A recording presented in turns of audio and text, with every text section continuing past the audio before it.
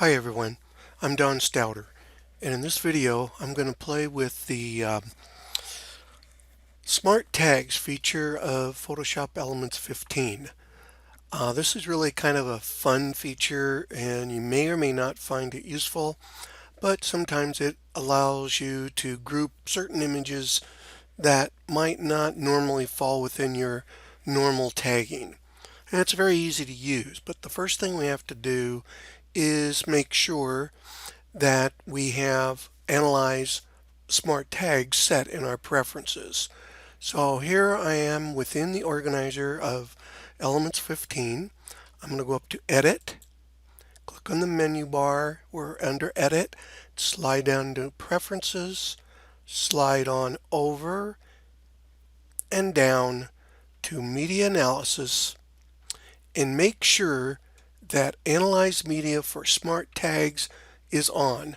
Notice my personal preference for using the organizer in Elements is not to run face recognition automatically. So I've made sure it's on, so I'll just click OK to exit the dialog box. Now, simply to use it, up in the upper right hand corner, you see a blue magnifying glass. Actually, this magnifying glass is a door into various searching capabilities that are provided within Elements 15. But for this video, am only going to look at smart tags. So I'm going to click on the magnifying glass. I'm going to go over here to the left-hand side where there is a column of tools that group pictures by various criteria. The very top one, though, says Smart Tags, and I just put my mouse over it.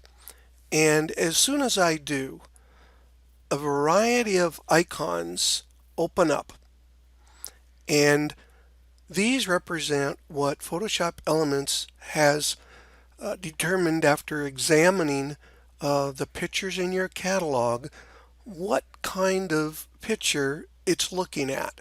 And as you can see, there are all kinds of strange and overlapping subjects. For example, plane in my catalog, there's 1,242 pictures. Golf, 18. Notice that football, there's 2,232. Baseball is 1,600. And by the way, that isn't baseball most likely, that's softball. But, how can Elements tell that? Somebody running, there's 611 pictures. There's 383 pictures of cars. And we can go on and on. Notice there's 289 of sunsets. And just kind of scan for a few seconds the kinds of categories that you see here of pictures. These are not the normal things that you may be tagging sometimes. What did I even see up here? Car, automobile.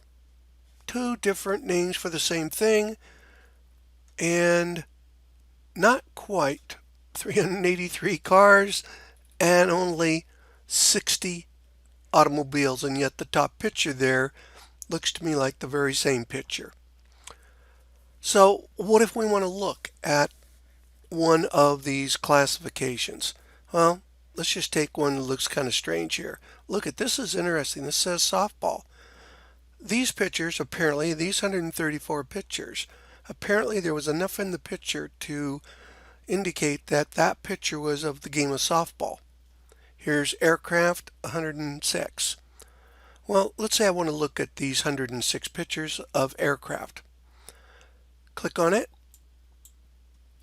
and you will notice that something happens on the right-hand side, and if I kind of move my mouse, which would automatically close that screen we were just looking at, you will see these are the pictures that the media analysis identified as aircraft. Pretty good range of pictures, some not quite so good. But it could be useful for you to have to pick out the pictures in this way. You'd certainly get a lot of different airplane pictures to look at. Yeah, you'd have some false positives, but that's okay. Okay, so so we can do that. Well, let's say we wanted to use one of these. Before we leave this, let's say for example, oh, that picture right there of the biplane, that particular one, I'd like to do something with. Maybe I want to edit it. Maybe I want to give it some tags that it doesn't already have down here. Any number of things. So what I can do is with this group opened up, aircraft, click on grid or the back arrow to the left of grid. Now these same pictures are opened up in the media window where I have access to my flags or tags, I mean. I also can open them up in the photo editor and do whatever I want with them. But I need to go back and view them in the grid. Okay, so let's kind of return to our smart search or our smart tags. Again, starting with the magnifying glass. Notice when I go back, the aircraft has already been selected. Okay, so let's put our mouse over the top icon again, and let's see if we have any pictures that have cars in them also. Let's click on that. Notice up at the top, I have aircraft, slash sign in a circle, cars. What you're seeing here is every picture that Elements has found that either has a car or an aircraft in it. And that slash is for the operator or. We can click on it and we can either exclude or we can change it to a and. If I click on and, now any pictures that are shown have both an aircraft and a car in them. This one's pretty clear. I'm not sure if this one would have a car in it or not, but at least let's see what we can do. Maybe if we make the pictures bigger. I'll try the shortcut key, keyboard key shortcut, Control plus, and sure enough, I can make the pictures bigger. I do see a car right here. Elements was able to pick that out and say that's a car. Certainly that's an aircraft. Pretty obvious here that we have an aircraft, but a car, but instead of an aircraft, we have a train. So, like I said, it's not perfect, but sometimes, pretty much always, you can get some really interesting and surprising results. But on occasion, you can find really what you want. Okay, so and if I want to make the car go away, now I'm only having pictures of presumably aircraft. Why? I think this is a football stadium in Colorado. I think it's Folsom Stadium. And why that's considered an airplane, I'm not sure.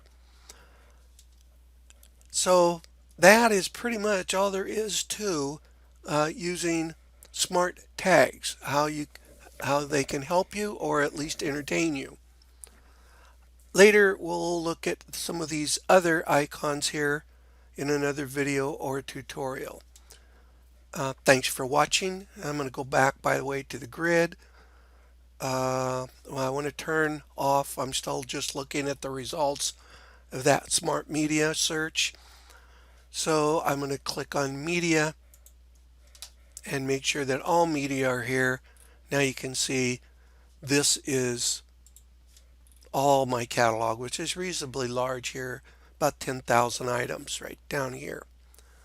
Okay, I'd like to thank you for watching. I hope this video was somewhat useful to you, and check back later for other videos.